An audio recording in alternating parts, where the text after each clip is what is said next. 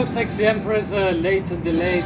Oh, you know, our great Emperor Napoleon, he's probably out there in battle or something on some sort of campaign. He's never really in France, you know.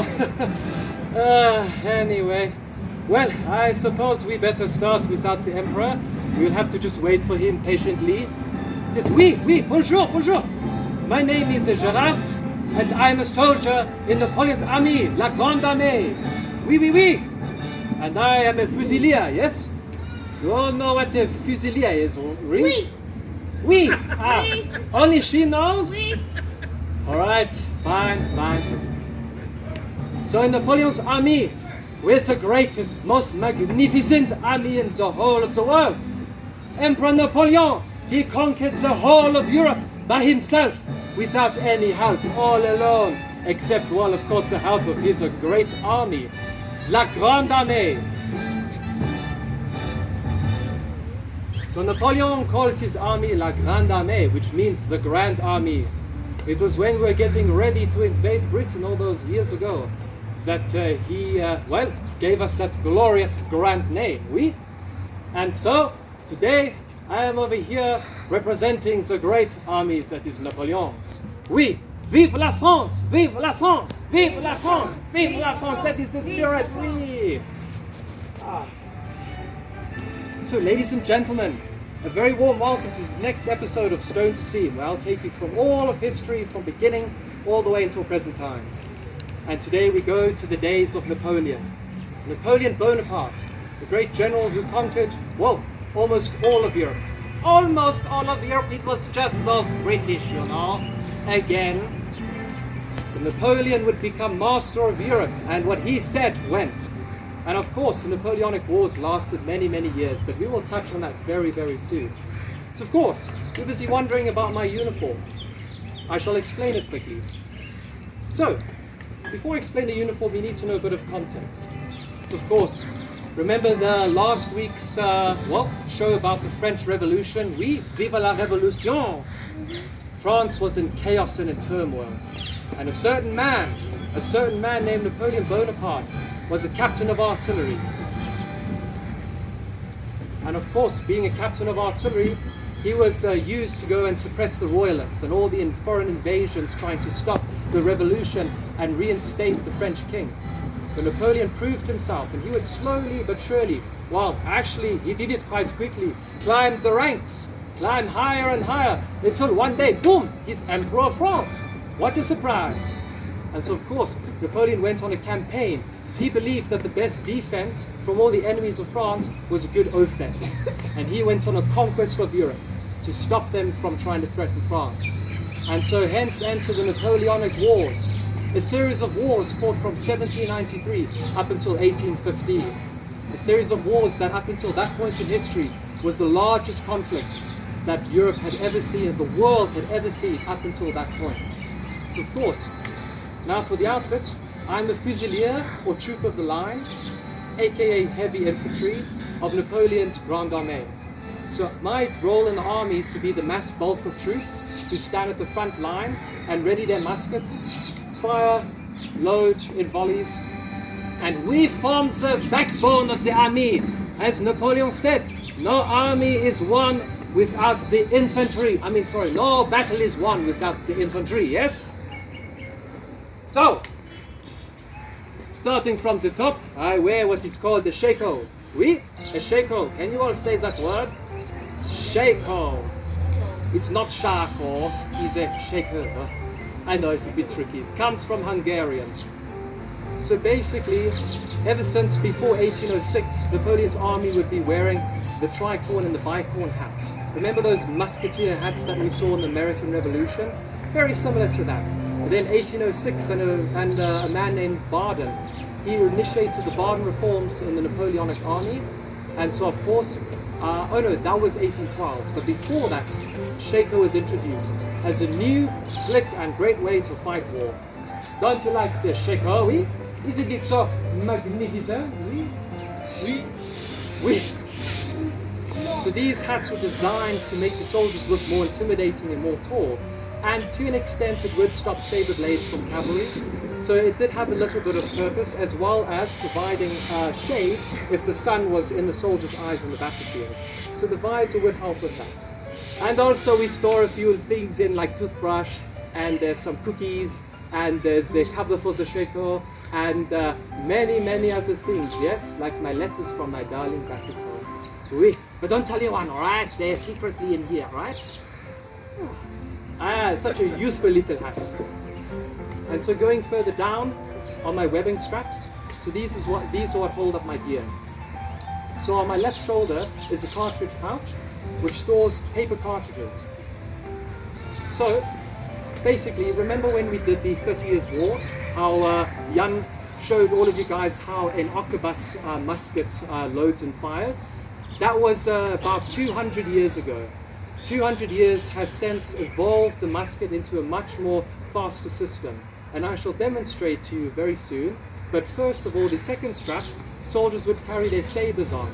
But following the reforms in Napoleon's army, they would stop carrying sabers because they found them to be useless and cumbersome.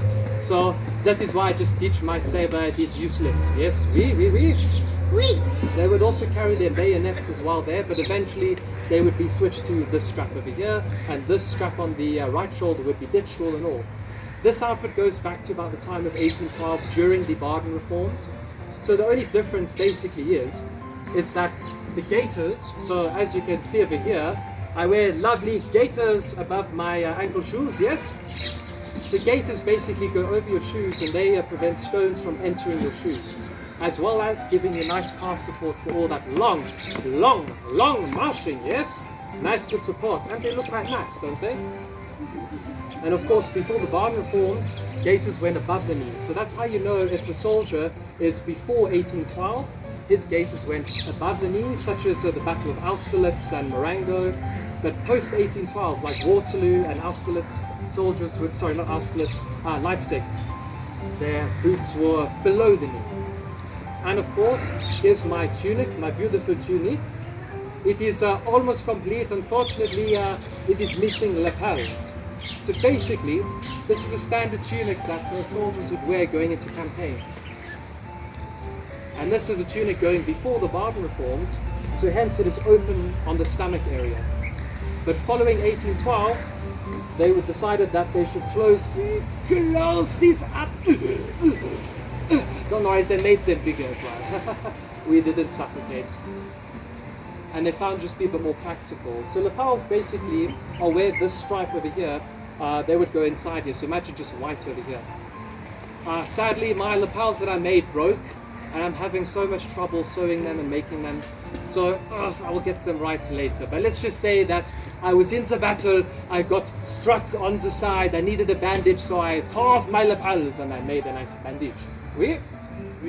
Sort of explains it, yes. And of course, going to the back of me is the knapsack. So the knapsack would house the soldier's equipment and all of his things, basically his whole life. So a soldier would literally carry his whole existence on his back while going into campaign. Everything he owned and everything he knew was inside here. Things like a spare coat, things like a spare change of clothes, spare change of socks, ammunition, whatever the soldier deems fit to fit inside his knapsack would go into here. And of course, we're armed with the Charleville musket, 1776. It's a great musket of the French armories from Charleville, oui. So remember when I told you about the arquebus, how it worked, how you had to first blow the match to keep it smoldering, and you have to prime the pan, close it, keep that little rope lit, else if it doesn't get, if it goes out, you can't shoot anymore. Something genius was invented, the flintlock. So in about the 1700s, the flintlock was invented as well, actually the late 1600s. The flintlock was invented to replace the old matchlock. So essentially what would happen is a small little piece of flint would be attached to a hammer on the musket, and that flint would strike a frizzen. The frizzen is basically a small little surface. Sorry, mine broke over here, but imagine a little thing hanging over here. So what would happen is the hammer with a piece of flint on it would go forward, striking the frizzen, making a spark. And this spark go all the way into the pan, igniting the pan that we've primed with gunpowder, and hence igniting the main charge, sending the ball flying through. You guys want to see how us in La Grande Armée fires the muskets, oui? Ah, oui! I will do a slow-mo demonstration, but after that I will do in proper real time, and you guys feel free, whoever has a watch, I mean a clock, sorry, I don't know what the watch is, time me, alright, and see how quick I am, alright? Alright, so, step one, you've just fired. So what you do is, first of all, take your cartridge. I'm using a little sugar sachet, it acts just like it. I don't want to use real gunpowder, don't want to blow this show sky high before we started, alright? Maybe at the end, alright? So what the soldiers do is take their powder cartridge, paper cartridge, sorry, and they would tear the end off, split off the end. Now the gunpowder sits inside this paper cartridge. Another revolutionary invention with flintlock. So now troops could do this all in one little package instead of having to separately gain access to all their powder and gunpowder.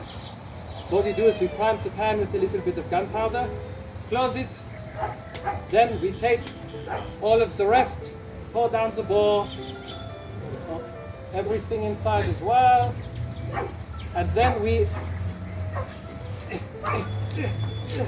Sorry, my ramrod is got a bit stuck. You take the ramming rod out, ram it all down, and back up, and back into the hole for the ramming rod. And then we're ready, cock the hammer, and fire! Bang! Down goes the enemies of France. So, you all want to see me do it in real time, huh? As fast as I can, oui? Oui, oui. The average soldier in La Grande Armée had to get 6 shots a minute. That would be a good requirement. So if you could get 6 off, that would be good, yes? All right. Let me fetch some more munitions. 6 shots a minute.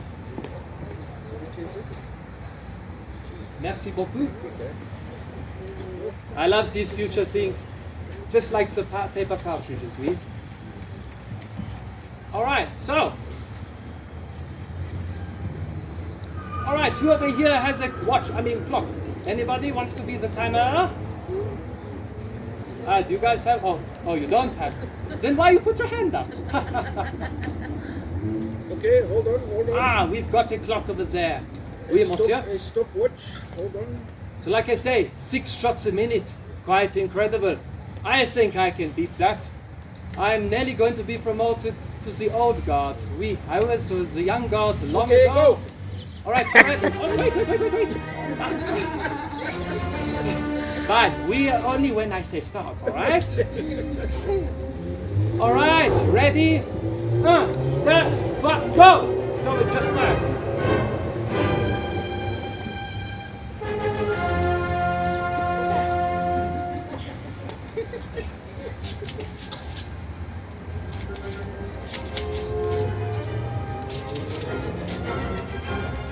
Fire! How long was that? 18 seconds. 18 seconds. All right? No. Okay, redo. I can do better than that, all right? Okay. There's a lot of pressure on the line. I thought meeting Napoleon was pressure, but this is more. All right? Okay. 3. Wait, where did I put this? 3, 2, 1, start!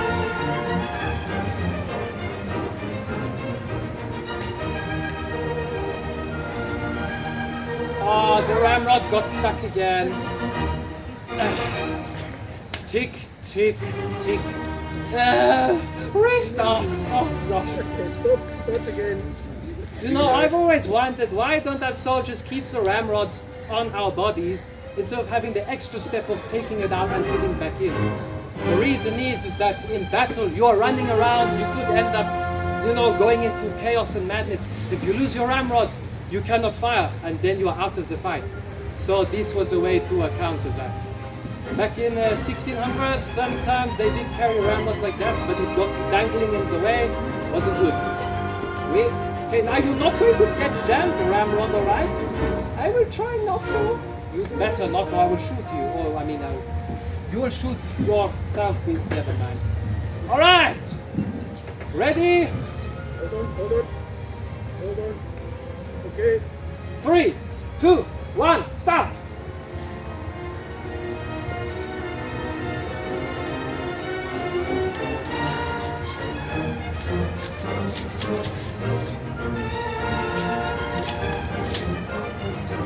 And stop!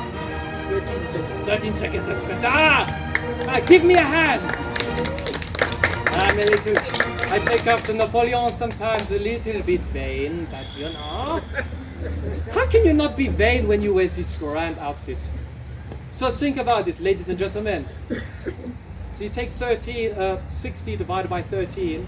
That's just about 5 shots, round about 5 shots in a minute. So that's within good acceptable range, 4 and 5. So yes, this would be, of course, this would be decent. This would be the minimum requirement. And I will let you guys try a V1 later, all right? Anyway, so my friends, I know I'm a little bit vain, but it's all a facade, all right? To be honest, I'm stage fright. The dream of always meeting the Emperor Napoleon. What an honor. I cannot live up to that moment. Never, never. I would never be able to do such. So, you know, if I see him, I will have a heart attack. He's like a deity to us French, all right? So I had an idea. How about we get some of you instead to come and take my place here? We dress you up nicely, we make you look like the soldiers, and then I can watch from a distance, all right? Because to be that close to Napoleon would just be too much for me to handle. Oh. All right, so who wants to come up? Huh? Who? Yes, me. You, come on. You better do well, as Napoleon is going to, well, he's a very kind man, but he's a strict man as well. You as well, come on up. You as well, come on. You as well, come on up. And you. Anybody else want to come up? Any of you guys over here? All right, come on, both of you, come on up. All right, my soon-to-be soldiers, stand over here. All right, so first things first, I won't be needing this. Let's hope that this works. Napoleon, he's a great man. He's the one who liberated France, who saved us all. I will meet him next time, all right? You guys have the great honor now. All right, you want to have the backpack? Oui. Who wants to have the dagger without a dagger? Oui. Who wants to have the cartridge pads with cartridges in it? Goes on this shoulder. I might have a few more things. Yay! Alright, let's see right over here, another shaker. Who has a big head? Because this is quite big. Between you two. You both the same, that's fine. We'll give it to you. Looks very nice. Why you have it? That actually looks quite nice. And who wants a great coat? Someone who doesn't have something, come on up. Right, guys, you need to look nice and smart. Ready to present for Napoleon, oui, all right, nice and smart. And 2 muskets for you each. All right, cool. That is good. You guys look very nice.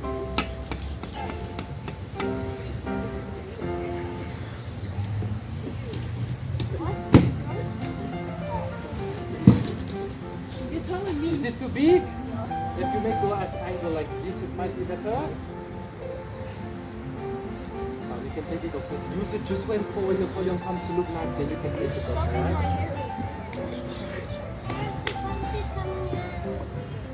Oh, it's fine, this is good. It's supposed to be like that.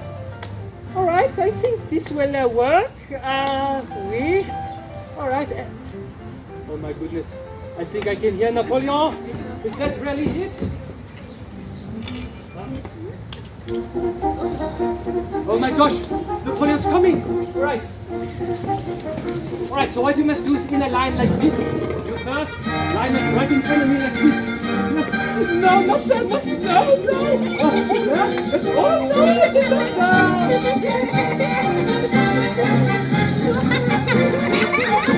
that's fine. Leave it. Stand up straight, stand up straight. Alright, so what you must do is when Napoleon enters, you have to all say together, Vive la France, Vive la France, Vive la France. Alright, can you all say that? Try? Vive la France, Vive la France, Vive la France. Good. And whatever you do, don't make fun of his height. Alright? Because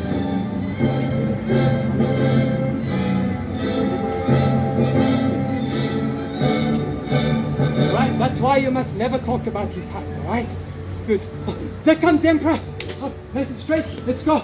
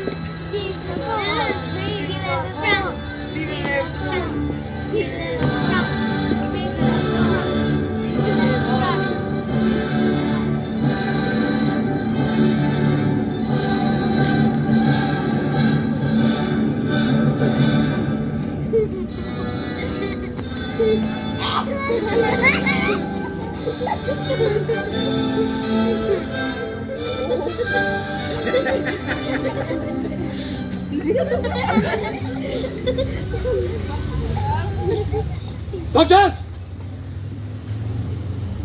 Today is a great day with all of human history. We stand over here, having conquered the whole of Europe. Nobody is able to dare oppose my empire. You over here represent the greatest army history has ever seen. You all over here represent the people of France. The heart of the nation is with all of you as you march on to victory to bring glory for France and your emperor. We, for so many years, it all began when I was a small man. Well, I was very young, right? Not small. And it was all the way back in Toulon when I achieved my first victory when those crazy royalists decided they could take France from without a grasp. Oui. And so what I did is I found the French crown in the gutter. People always say I usurped the throne, but I found the throne in the gutter and I picked it up with my bare hands and placed it on my head. The state of the French society was a disaster. Oui. And so after campaign and campaign, after victory, I finally had the great victory and I finally brought glory to France. And now we stand here as the most powerful nation in all of the world. We are nearly at the height of our expansion. Shush, my soldiers! Be more disciplined than that if you want to go fight the enemy. So remember, those enemies have such big armies, and those soldiers of theirs are also very tall, a lot of height, yes?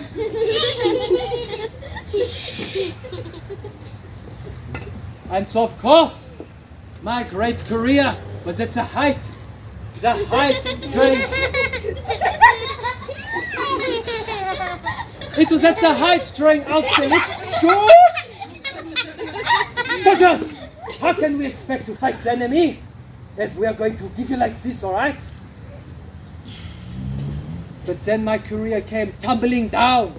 It came tumbling down very low. It was my shortest days. I'm not short! I'm not short! You're not short, you're tiny. Such lies that I'm short is British propaganda, oui? So my soldiers, we live in the greatest era in all of history, and I see over here, you guys want to play a little game, huh? You all like games, huh? The first game we're going to play is called Tidy Up France. Clean up this mess. Go, go! France is in such a state. It's me and my army who will make it clean again. Put all that into that dustbin over there, oui.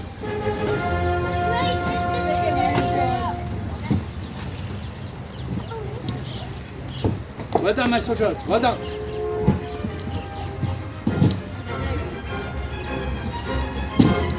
Is France nice and tidy?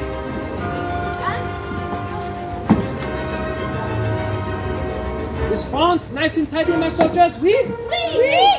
I did not hear you, soldiers. Oui? Oui! Excellent. I know I might be a little bit strict, but soldiers, we fight for the greatest cause. And we have been so much together, my soldiers.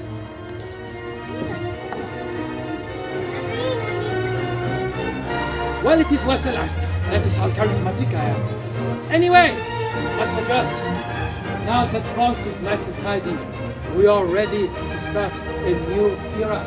We are ready to start a new empire. Hooray! Good show there, Bonaparte. Who said that? That was a lovely show, Bonaparte. Who said that? Jolly, jolly, lovely show, Bonaparte. Nice, eh? Ever since we exiled you to this island of Elba, it's been most amusing seeing you recreating all your old glory days like this. You've been dressing up all the children like your soldiers. Oh, so adorable. Shush, not now, Britain. All right? I am busy, of course. As you can see, I have important matters to attend. Anyway, where was I? Yes, the glory that is my empire. Bonaparte? I say, Bonaparte. Jolly amusing, old boy. Seeing you doing all of this with your cute little army, I say. I tell you what, Napoleon. How about well, I say, would you like to challenge me to a little game, I say? It's your old favorite. I've got risk. It's your old favorite. No! As you can see, I'm far too busy. English. It's your favorite, Bonaparte. No! All right, fine. Maybe one game. One quick little game. You know I can't resist, all right? Excellent. All right. Let me bring up the table. We can have an old round, old Boney.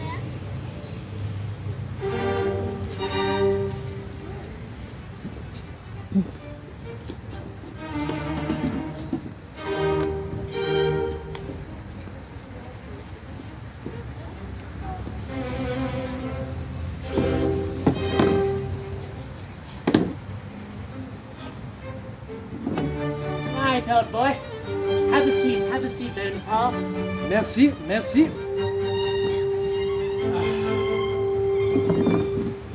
So, Britain, well, you know I am the best at this game, aren't I?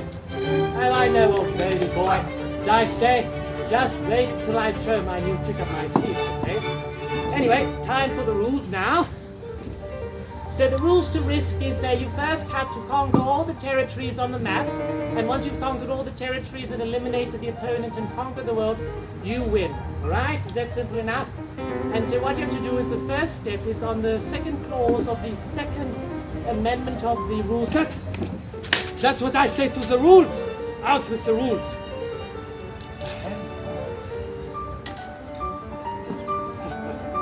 So, English. You're ready to play my old favorite game, really? Of course I'm ready. I say, I've got a jolly lovely idea actually, old baby boy. Hey, you soldiers over there, you cute little soldiers. I've got an idea. Whenever the Napoleon's going to battle, act like you're in war, fight it out, maybe like go onto the stage over here, fight it out, act like you're shooting, and if, of course, if Napoleon wins, hold on, just listen to me, soldiers. Oh, French soldiers, so rebellious. Anyway, so then, once I've won a battle, then you all have to give Napoleon. Once Napoleon wins a battle, you all have to say victory, vive la France, and all of that. But if I win a battle, you all have to like beaten up and die and all of that good old stuff. Yes, is that good? Yes. Yes. Jolly good, jolly good. No. All right. Oh, I seem to have dropped the second rule over here. Return. We play now. So, return. You make the first move, my friend, monsieur. Oui. All right. I say. It's time to draw cards now. Don't worry, we haven't started fighting yet, soldiers. You can stand up straight and smart and all that. All right.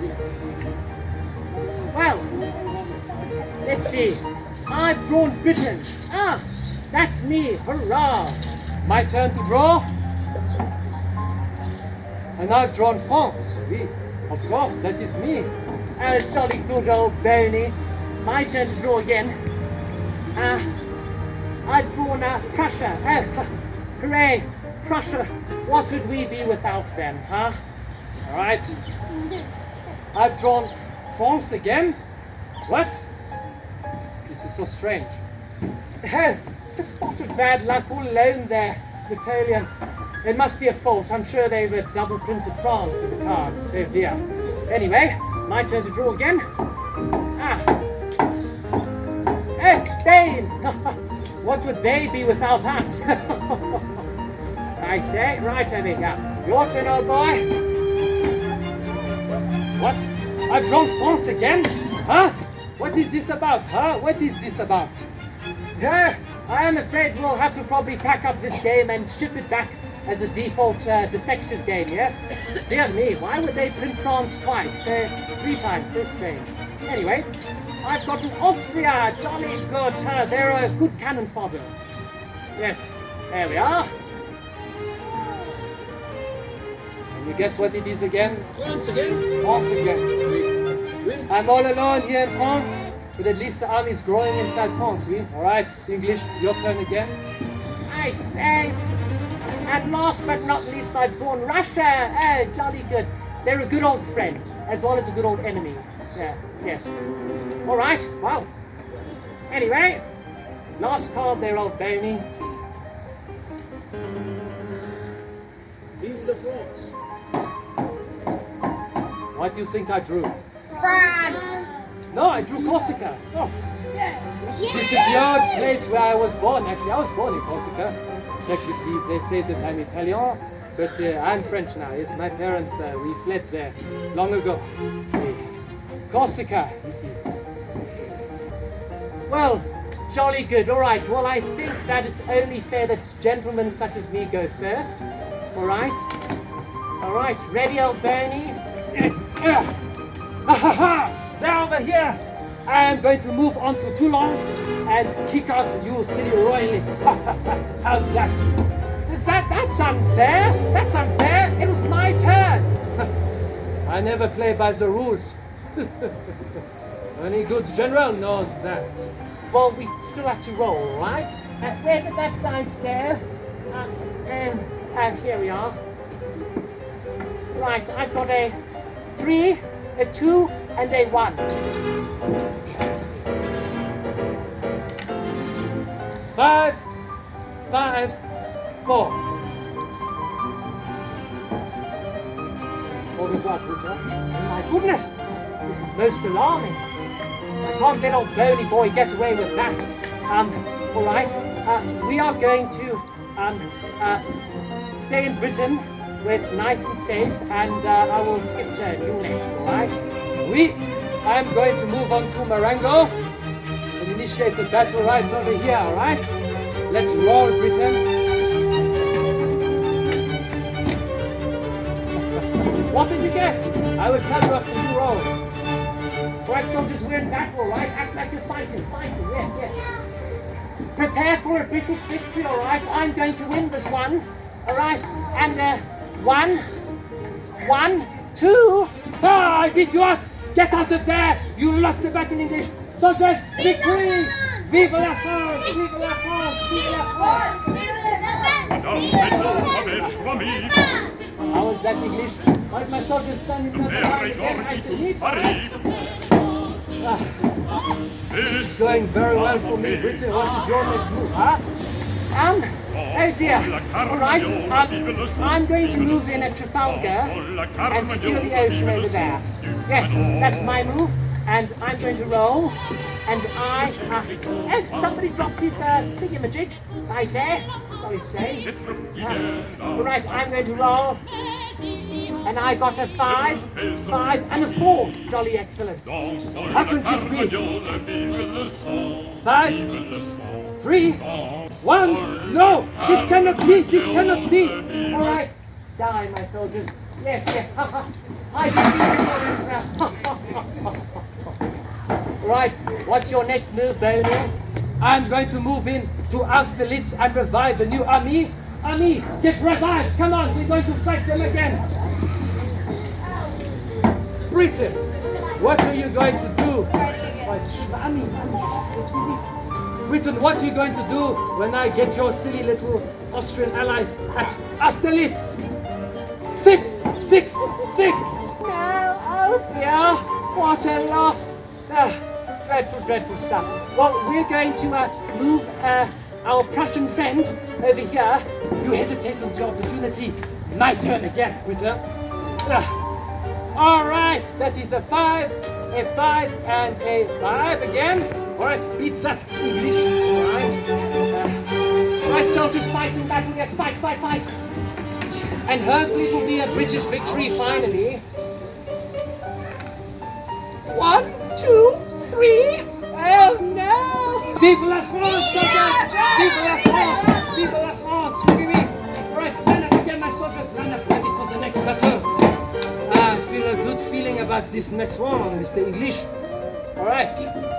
I think that now over here, I am going to, you hesitate, it's too late, I've already moved into Spain. I will fight over here at 𝐿𝐵𝐿𝐵𝐿, yes? And I've rolled let me roll first, you crazies. I got a 4, a 6, and another 6. What do you do about that English? A 4, a 6, and a 6. All right. Let's see. 6, 6, and that is a tie. Wait, Napoleon. I have a spare dice over here. It's called the Spanish civilians, yes? They invented a new thing called small war. They call it guerrilla. You forgot about this one, old Bernie. And make that a 6 I've taken Spain. What is this about? No, come on, die now. No, no, no.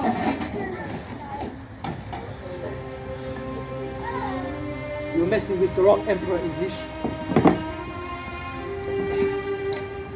Fine, you may have taken Spain, but I'm going to initiate a new daring objective. Your silly little Russian friends, they betrayed me in the continental system.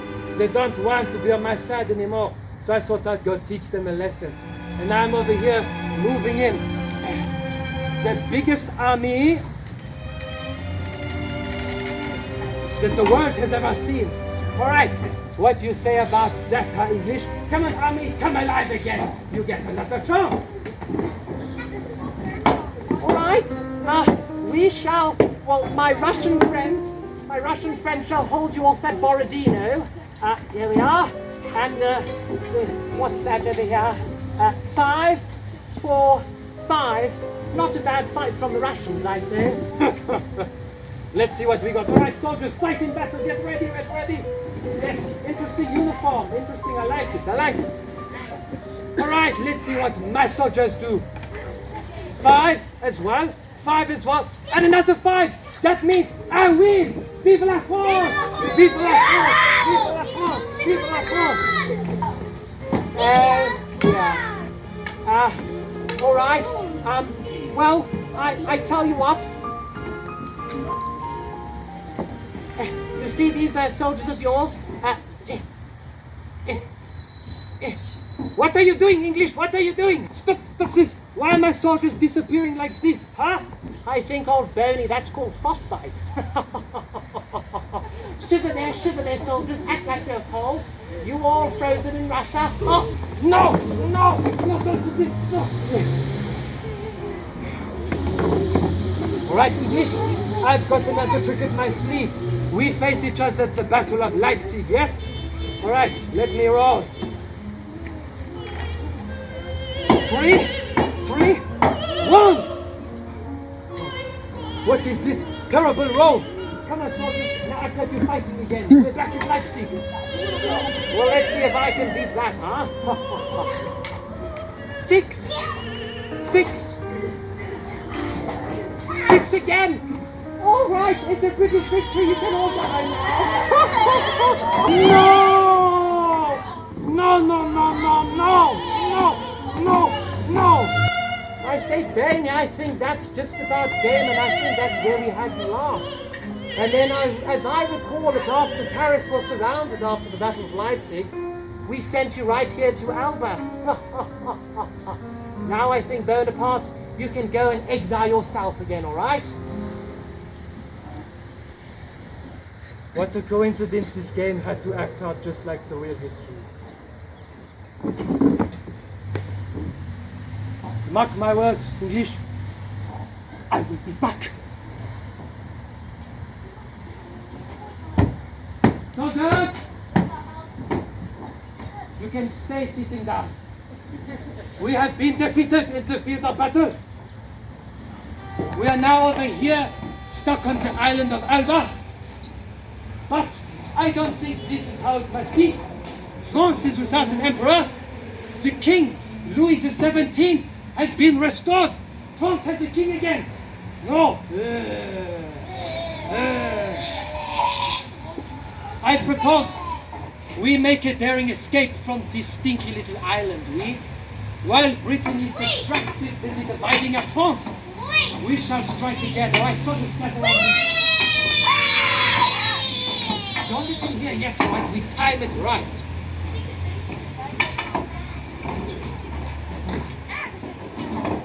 I told him Medic I'd be back, so I better pay him a visit. France is such a vast country, I say. I'm sure we'll have lots of business with the King of France in the future, now that old Boney is finally gone. And I say, it's jolly good. And, Late by USB what's drive. that? Britain! Look who is back! My soldiers! Vive la France! Vive la France!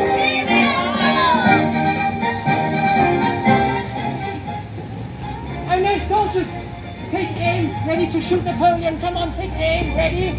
If you want to shoot me, to shoot your emperor, here I am. Fire away. Vive la France! Come, my soldiers! Hooray! You know what I say to this? Come on, my soldiers! Vive la France! Take aim and set British right over there. Take aim! Oh my goodness! Oh my goodness! What's going to happen? Ready to fire! Ready, aim! Wait, Boney, we first have to roll the dice, yes? All right, fine. Give me the dice, soldier. I got 1. One will be enough to decide the great battle of Europe. So, Britain, I see you are stuck over there in Waterloo. But we know how history will go. The French will win the Battle of Waterloo.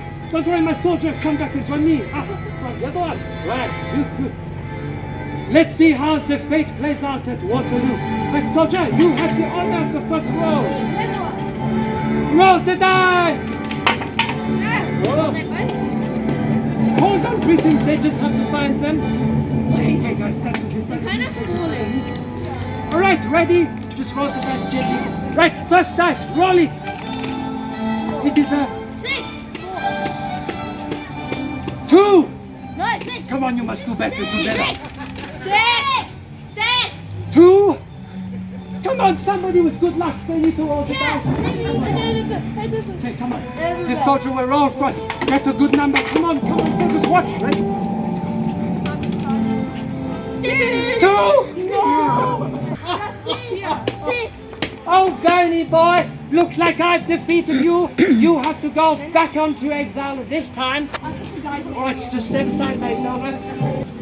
This time, old bony boy, we're going to send you far, far, far away. I know a little island just off the coast of Africa. What's it called again? St. Helena. Napoleon, goodbye, goodbye. Don't worry. My soldiers, this is not the last you will hear from me. I will be back by home if I can. My soldiers, goodbye.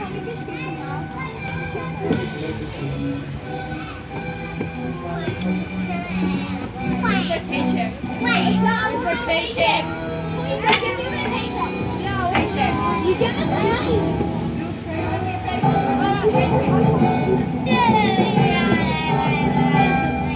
Bye, my soldiers.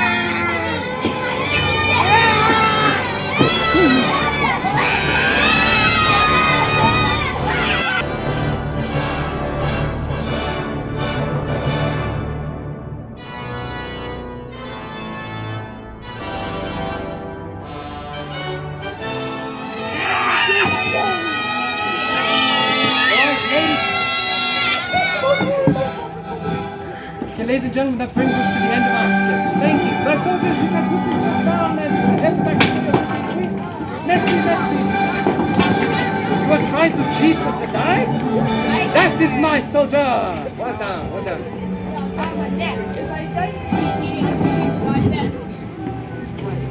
Friends? So, ladies and gentlemen, it's true. After 1815, the Battle of Waterloo, Napoleon thought this would be his great new victory, but he couldn't have been more wrong. And of course, the British were facing Napoleon head on. And so don't worry, my soldiers, we can pick it up all later, alright? Don't you worry, my friends, we'll get it later, alright? Go have a seat, go have a seat. Thank you.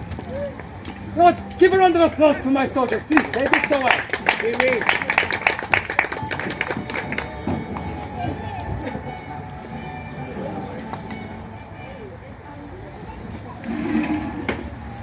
And so, of course, the British faced Napoleon face on at the small little village called Waterloo in Belgium. However, what ended up happening is it was a really, really tight battle. And of course, Napoleon had postponed the battle because the ground was wet. And so, with his troops delaying, the British had time to consolidate their position. Wellington, the leader of the British, the Duke of Wellington, he'd already kept an eye on Waterloo and knew that this would be a great place to get Napoleon finally. And so, of course, before Waterloo, the Battle of Ligny, where Napoleon defeated the Prussians, this meant that the Prussians were on the retreat. However, Ligny was, of course, Napoleon's final victory in his career, because what ended up happening is actually that ended up leading to the Prussians rejoining with the British later on at Waterloo. Of course, the whole day was spent fighting, and of course, right in the evening, at the last minute, when Wellington had thought he'd lost and Napoleon had thought he'd won, the Prussians arrived. The Prussians arrived and they, well, dealt the last blow to Napoleon's grand army. And so, of course, Napoleon was caught again, and this time for good. And he was sent on exile to a small island called St. Helena, all the way near southern Africa. And he would spend the rest of his days until he died in 1821. And sadly enough, poor old Napoleon would literally live out his last few days in a small little plot guarded by British soldiers. And many theorized that the British actually tried to slowly poison him because they didn't want the same thing when they locked him away in Elba to happen again. So of course, there's some theories that there was evidence of poison in Napoleon's diet, but we still don't know. It's one of these things we'll just never know in history. And of course, the man that was Napoleon started the Napoleonic Wars. Very rarely in times of history does one single man, the will of a single man, affect the will of the entire world. And so of course Napoleon, literally Europe was headed in one direction, he grabbed Europe by the throat and turned a whole U-turn to a different new direction. And because of this one man, Napoleon Bonaparte, Europe would never be the same again. And the biggest wars fought in all of history up to that point were fought by his will. And so, ladies and gentlemen, I hope you've enjoyed the show, and I'll be right over here at the end for any questions you've had. So please, ladies and gentlemen, I'm just so thankful you came again, and hope you enjoyed. Thank you for coming. Oui.